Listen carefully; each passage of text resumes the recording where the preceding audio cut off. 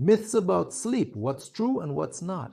In this video, I'll debunk myths about sleep, and you'll sleep much better once you understand what's a myth and what's the truth. Watch this video until the end, and you'll find out whether worms cause teeth grinding. Myth number 1, the brain is not active during sleep.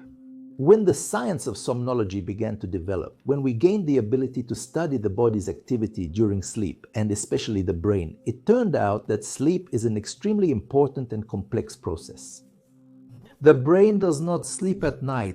As it turned out, the brain continues to work actively and solves two major serious tasks. The first is the physical restoration of the body. And in fact, the centers of the brain that interact with the environment during the day, those same centers begin to switch regulation to the internal organs to see what needs to be adjusted. Moreover, if we look at sleep using, for example, polysomnography, what we see is also quite a complex process. We have the first stage of sleep, the second with so-called microcomplexes and spindles, delta sleep, the deep stage of sleep when somatotropic hormone, growth hormone, and testosterone are produced. Energy is accumulated, and we have the rapid eye movement sleep phase when we dream. Why does a newborn baby sleep so much? Well, it might seem like nature is being silly. A baby is born, and for 17 or 18 hours a day, he just simply sleeps. He's not learning English, riding a bike, or helping his mom at home. Let's understand that the baby was born weighing 3.5 kilograms, and by adulthood, boy K will weigh 70 kilograms. In 17 years, his weight will increase 20-fold.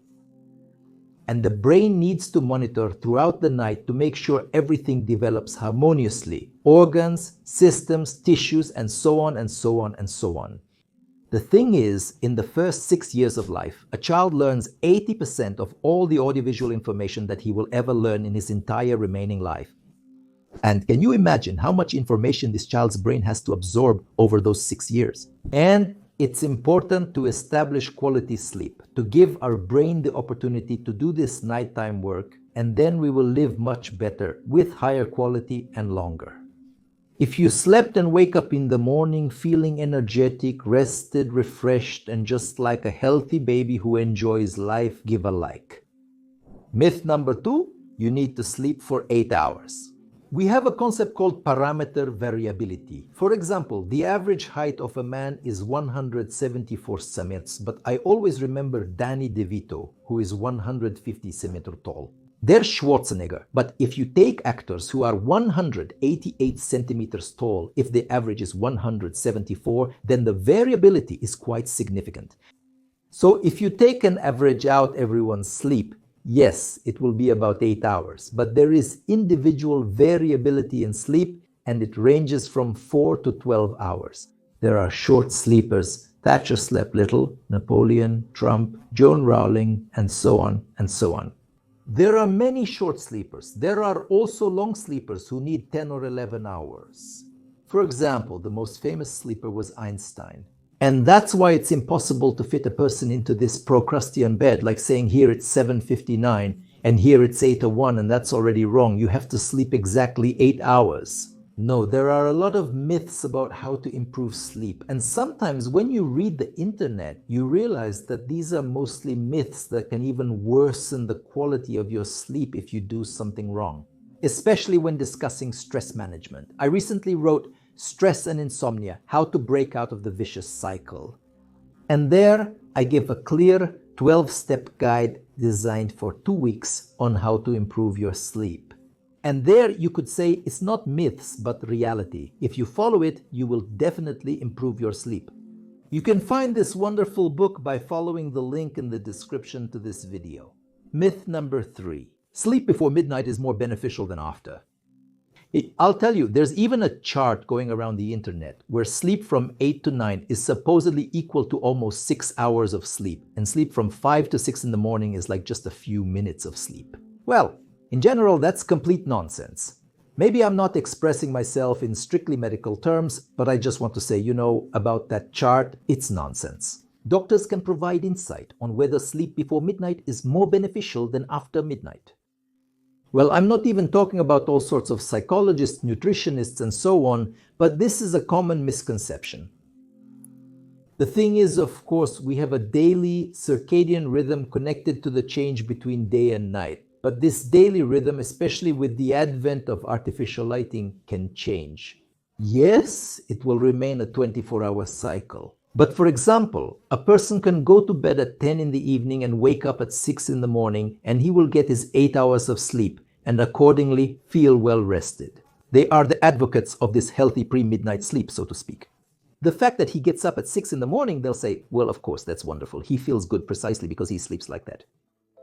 But I dare assure you, if a person gets a job that requires evening work and he changes his schedule, let's say he starts going to bed at 2 in the morning and getting up at 10 in the morning, the transition will only take a few days. It's a kind of social jet lag. But we will adjust our schedule and he will live according to the new schedule, and all hormone production will adapt to the new schedule. Well, you might ask, how is that possible? But melatonin is supposed to be produced until 9 in the evening, and then by 6 in the morning it should already stop working. The thing is, melatonin production is closely tied to the amount of light exposure. And with the advent of civilization and artificial lighting, we can easily trick our bodies. So, if a person shifts their sleep from 10 p.m. to 6 a.m. to 2 a.m. and 10 a.m., they just need to stay under artificial lighting until 10 p.m. or at least until 9:30. And this kind of bright office light, 6,500 Kelvin. The so-called color temperature will be perceived by the brain as daytime, and only when we remove this light and make it a little dimmer. But before we go to sleep, the brain will think that it's getting late and will start producing melatonin. In fact, the same 24-hour cycle will be maintained, but it will be shifted a little later. In this sense, I always remember the interview I did with Sergei Ryazansky, the cosmonaut. I asked him, how do you sleep in orbit? Do you have 45 minutes of day and 45 minutes of night? The main thing is to sleep according to the schedule. Go to bed at exactly the same time and wake up at the same time. If you start oversleeping, it will be bad. They say sleep before midnight is more beneficial than after, but where is before and after midnight in orbit, it turns out? That's the thing, there isn't. We have 45 minutes of day, 45 minutes of night. We live by our wristwatches. So the main thing is to stick to the schedule. Routine. We sleep for 8 hours, work the rest of the time, sleep for 8 hours, work again. And that's even though every 45 minutes, yes, day changes to night. There's a common belief that elderly people tend to wake up very early, suggesting that everyone becomes an early riser with age. Yes, over time the internal clocks gradually speed up. When a child is born, and in their first years of life, their internal clock is mainly set to a 24-hour cycle. Well, when their 24-hour cycle is established, they're like a dove, meaning they have a 24-hour rhythm. By adolescence, people often become more like night owls, meaning for some reason their internal biological clock slows down. And then, by old age, it starts to speed up again. And in this sense, yes, elderly people often tend to become early birds. They go to bed earlier and wake up earlier. So yes, this is an interesting physiological feature of elderly people. And what about you? Are you a night owl or an early bird? Please write in the comments. And by the way, let us know if you've experienced this. When a couple consists of a man who's a night owl and a woman who's an early bird, it can be hard to get along. If you have this situation, please comment as well. And I'll give you some tips on how to try to synchronize your rhythms if yours are different from your loved ones. Myth number 4. You can catch up on all your sleep over the weekend. Imagine a person during the week. In the evenings, there are some activities. He goes to bed later, especially if he's a night owl, and goes to bed at midnight, and in the morning gets up at 6 o'clock, because he has to go to work early. But a person doesn't need 6 hours, he needs 7 or 8 to get a good night's sleep, and he starts accumulating sleep debt during the week. Sleep deficit is real. Friday comes. Obviously, you still need to go out. The person, a night owl who likes to have fun, goes out and doesn't go to bed at midnight, but at 3 in the morning. And he gets up at 1 in the afternoon, having slept perfectly well. Since he got up at 1 in the afternoon on Saturday, he also goes to bed after midnight from Saturday to Sunday. Again, he gets up at 1 in the afternoon, also well rested and having caught up on sleep. All in all, everything is fine for the whole week. But let's look at the other side of the coin. The person started waking up 7 hours later compared to workdays, which means he basically shifted his time zone 7 hours later. It's as if he flew from Vladivostok to Moscow. And on Sunday, the person thinks, I should try to go to bed earlier, but he only got up at 1 in the afternoon. He can't fall asleep and struggles until midnight, despite having to wake up at 6 in the morning. But the person has already risen at 1 post-meridiem twice, and their body has adjusted. Naturally, it's extremely hard for them to wake up in the morning. He starts drinking big cups of coffee, tea, some energy drinks, starts nodding off, and somehow manages to get through the day. Sometimes he manages to work until evening, but other times he comes home and naps for 45 minutes to 2 hours. And then he can't fall asleep again, and then he can't fall asleep again. And basically, what happens is the so-called social jet lag, or socially induced time zone shift syndrome, meaning a person actually shifts their time zone by 7 hours in one direction and then back in the other. And it's known that if the difference is more than 2 hours, problems start in the body, circadian rhythms get disrupted, and the normal functioning of internal organs is disturbed. Problems start with the intestines. Constipation, diarrhea, indigestion, headaches, blood pressure issues. A lot of problems in the body are connected to and depend on circadian rhythms. So that's the first thing. First of all, problems with insomnia arise, the so-called weekend insomnia, when a person can't fall asleep from Sunday to Monday. He starts having some health problems and he more or less manages to get back to normal. By the next week, it's all the same again. He catches up on sleep again. And this happens 4 times a month.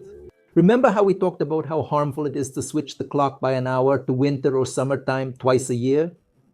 That people are dying, that productivity drops, and so on and so on and so on. A person here gives himself jet lag 4 times a month, not for 7 hours, but for 2, 3, or 4 hours. 4 hours is like flying from Krasnoyarsk to Moscow and back.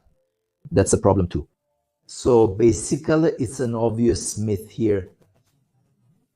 Try to wake up on weekends no more than 2 hours later than on work days.